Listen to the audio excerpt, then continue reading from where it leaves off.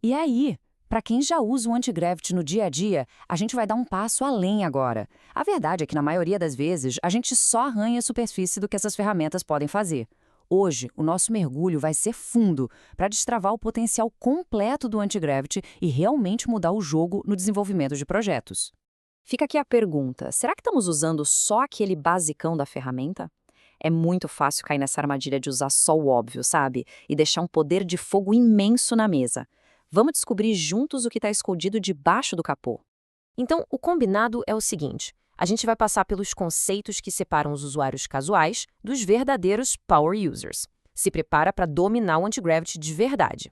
Seção 1, o centro de controle. Bom, tudo começa pelo começo, certo? Para ter o controle total da ferramenta, o primeiro passo é entender de verdade o ambiente, a interface onde tudo acontece. Primeiro de tudo, o Workspace. Pensa nele como a própria pasta do projeto. Simples assim, é o container de tudo. E uma das coisas mais legais do Anti-Gravity é que dá para gerenciar vários workspaces ao mesmo tempo, ou seja, vários projetos, de forma totalmente independente. E dentro de um workspace, existem duas visões principais que definem como a gente interage com a IA. Vamos comparar o editor e o manager. O ponto central é esse aqui, ó. O Agent Manager é focado na conversa, no chat. É ótimo para ter uma visão mais geral do que está rolando. Já o Editor, o Editor é a nossa casa. Ele se parece com um ambiente de desenvolvimento tradicional, com o código no centro e os arquivos na lateral. Para o dia a dia, para quem bota a mão na massa, a visão Editor é muito mais produtiva, porque dá para mexer nos arquivos direto e usar o terminal ali mesmo. Beleza. Agora que o painel de controle está dominado, vamos para o próximo nível. Para a IA ser realmente útil, ela precisa entender o projeto a fundo. Chegou a hora de dar um cérebro para ela, um contexto que não se perde. E é aqui que entram os arquivos de contexto. Isso aqui é fundamental. Eles funcionam como um guia, um resumo completo do projeto para a IA. Sem eles, toda hora a gente tem que ficar repetindo as mesmas coisas. Com eles, a IA já entra no jogo sabendo o escopo, as tecnologias, as regras. Cada interação fica muito mais inteligente. Existem dois tipos principais de arquivos de contexto, e a diferença entre eles está no escopo e na compatibilidade. É uma escolha estratégica. E olha só o pulo do gato. O arquivo MD é proprietário do Anti-Gravity. Funciona super bem, mas só com ele. Já o init é um padrão universal. O que isso quer dizer? Se no futuro for preciso mover o projeto para outra ferramenta de IA, usar o formato init desde o começo é a decisão mais inteligente, pensando a longo prazo. E além dos arquivos de contexto, tem as regras de Workspace. Pensa nelas como se fossem instruções permanentes para a IA, ordens que ela nunca esquece.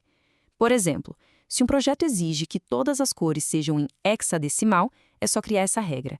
A partir daí, a IA vai seguir essa diretriz em tudo, garantindo consistência sem precisar de microgerenciamento.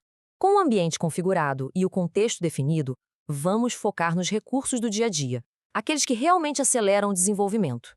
O Anti-Gravity tem duas formas de pensar na hora de responder a um pedido. A escolha entre elas impacta diretamente na qualidade e na velocidade da resposta. E aqui vai a dica de ouro. O modo rápido parece tentador, né? Mas a experiência mostra que o modo de planejamento quase sempre entrega um resultado muito superior. Por quê? Porque ele força a IA a planejar os passos antes de agir. Isso evita um monte de erro bobo e no final economiza um tempo precioso de debug. Na maioria das vezes, é a aposta certa. Isso nos leva direto para a seleção do modelo.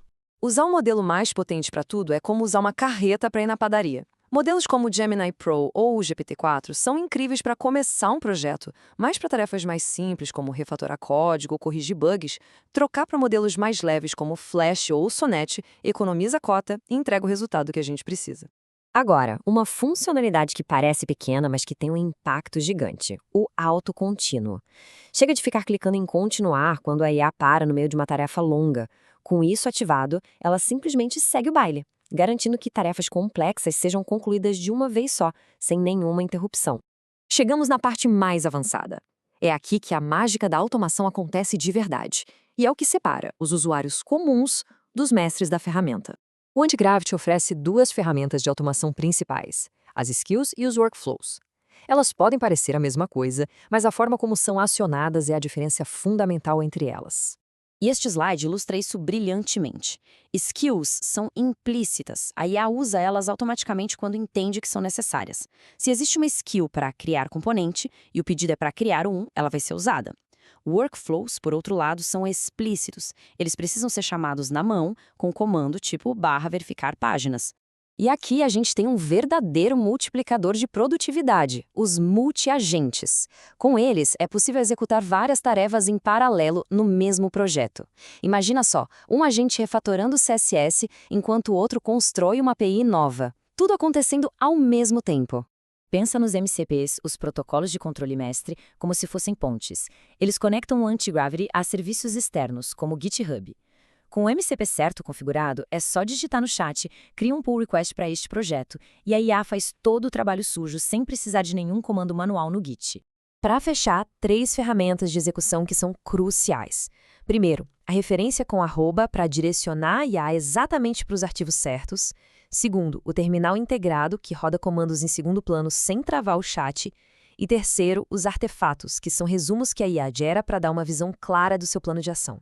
E aqui está o mapa da mina, o resumo da jornada. Começa dominando a interface, depois sobe de nível ensinando a IA com contexto, otimiza o uso diário com os modos e modelos certos e, finalmente, atinge o nirvana com a automação via skills e workflows.